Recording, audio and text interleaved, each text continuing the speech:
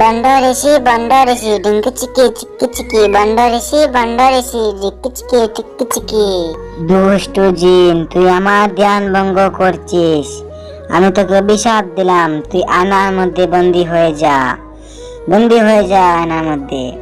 এই বলে এই ঋষিটি সেখান থেকে চলে যায় এবং যেতে যেতে বলে এই জঙ্গলে টুনি থেকে বাঁচাতে পারবে। তখন জিনটি অনেক চেষ্টা করে আয়না থেকে বের হবে, কিন্তু বের হতে পারছে না। কিছুক্ষণ পরে ওদিকে টুনি আর তার ছানা আসছে। তখন টুনিকে বলতে লাগে, আমাকে মুক্ত করো। তখন টুনি ছানা বলে, আমাকে আগে চকলেট একটা দাও। তখন জিনটি একটা চকলেট টুনি ছানাকে দেয়। তখন টুনি বলে, হ্যাঁ বলো, তোমার কি সাহায্য করতে পারি। তখন জিন বলে, আমার এই আয়নাতে স্পর্শ করো, তাহলে আমি মুক্ত হয়ে যাব।